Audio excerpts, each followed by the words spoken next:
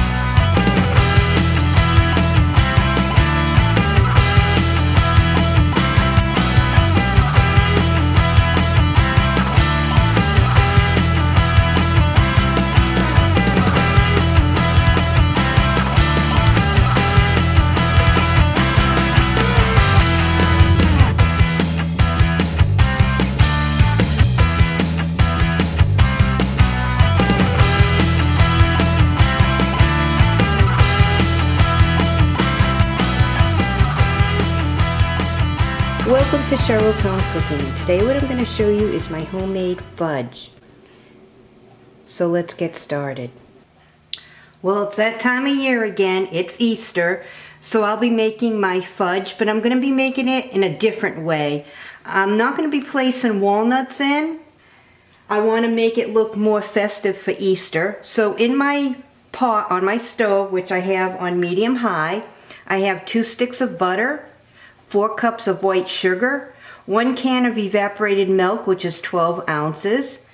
I'll mix this all together until it forms a hard ball, making sure to stir it constantly because you don't want it sticking or burning. Once it forms that hard ball, I'll remove it from the stove and I'll add in the rest of the ingredients, which is 1 jar of marshmallow fluff, 16 ounces, a teaspoon of vanilla extract, and 1½ cups of chocolate morsels. I already have my baking dish sprayed with cooking spray, so I have that off to the side. I just want to keep scraping the sides of this pan because of the sugar.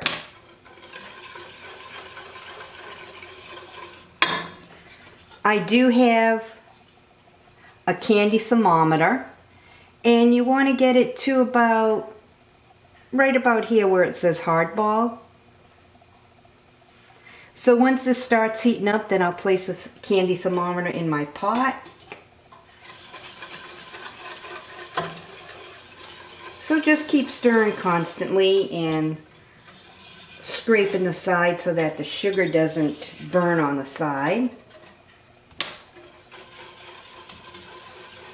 You can see it's starting to bubble over here.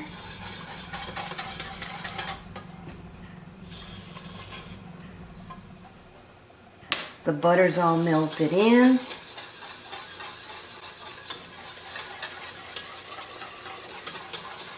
The sugar is melted in. And like I said, just keep stirring it constantly. You don't want it to burn, and you want it to come to a hard ball stage.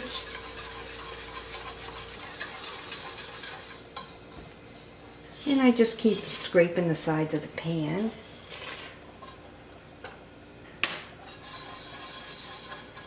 You can see it all bubbling right over here.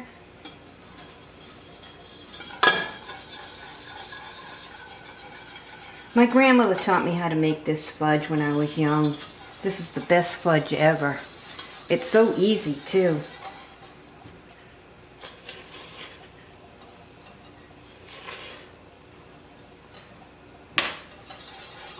Used to love going over her house to make this fudge.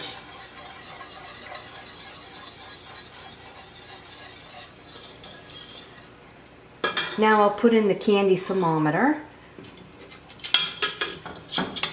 It does have a clip to clip on the side of the pot.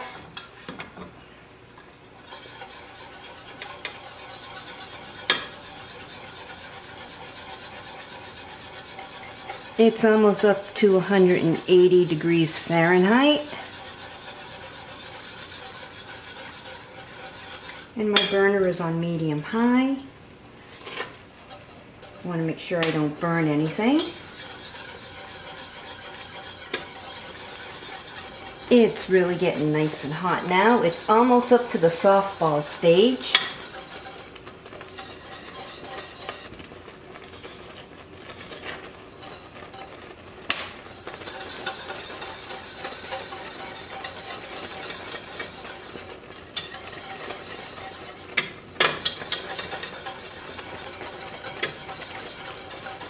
I like to give this fudge out at Easter time to the kids around the area here. They like it.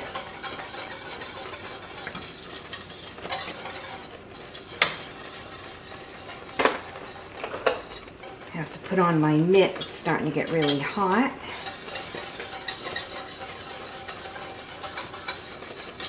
I have my cutting board on my other counter. This way here, when I take it off my stove, I can place it right on the cutting board and add the rest of the ingredients.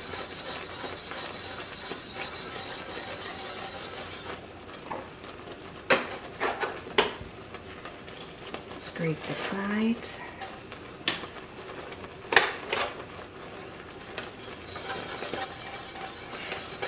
Right now it's at the firm ball stage.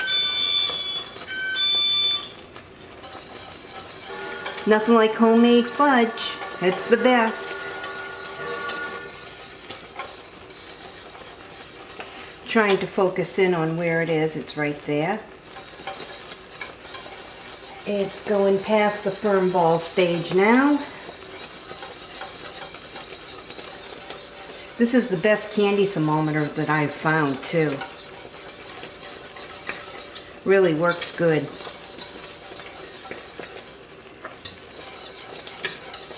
The arms get tired of stirring. It's almost at the hard ball stage. When I make this fudge for the kids or even for my own family, I usually put walnuts in it. But like I said, it's Easter time, so I wanted to make it more Eastery, make it more festive. So I'm leaving the walnuts out, and I'll just decorate the top of them. Alright, it's at the hard ball stage, so I turn my burner off. I'll take the candy thermometer out of the pot.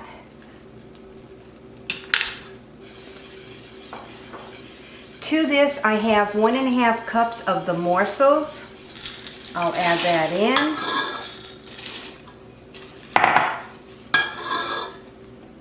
Now I'll add the marshmallow fluff, and this is 16 ounces.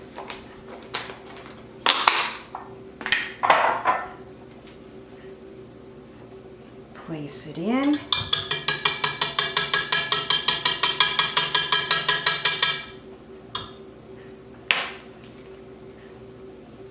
I'll mix it with the wooden spoon.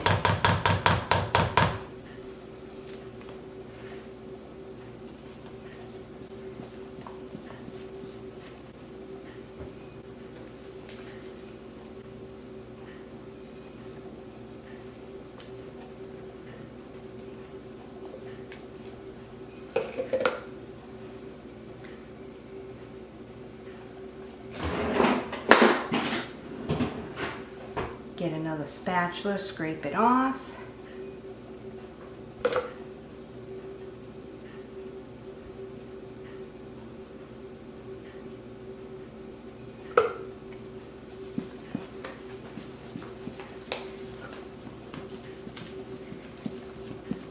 Mix it in. I'll also add in 1 teaspoon of vanilla extract. I'll just eyeball it. That's good. Mix it in.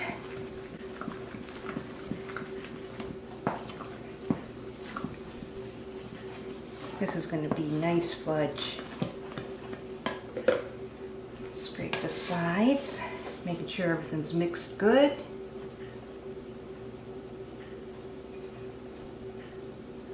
I want it well blended.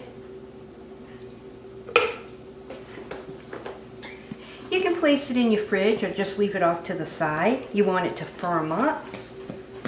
It's already getting hard, which is a good sign. Let me scrape the sides. Oh yeah, that looks real good. Just the way I remember it.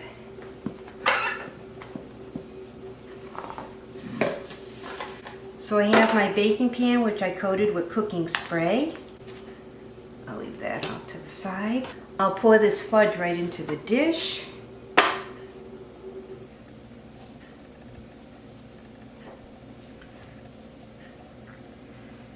I'll scrape my spoon off. Scrape the rest out of this pot.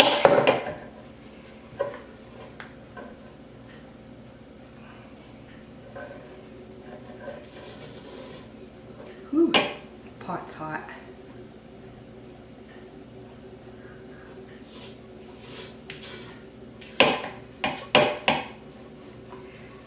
So this will fill 2 baking pans. Just blending it in. Oh yeah. That's good. Now what I'm going to do is the first baking pan, I'll just put some sprinkles on top.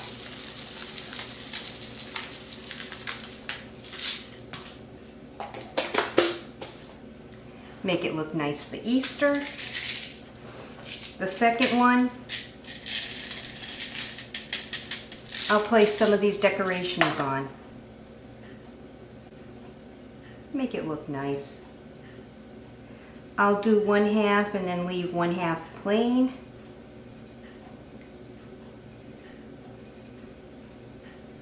The kids will like this.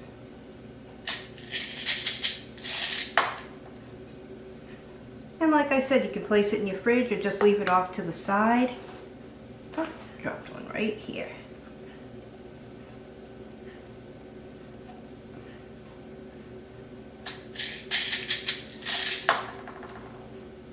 That looks good.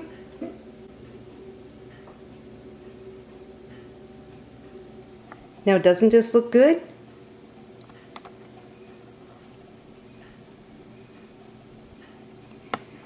Happy Easter.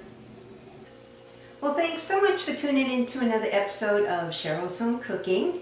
Thanks for watching, and I'll see you guys next video. Bye-bye.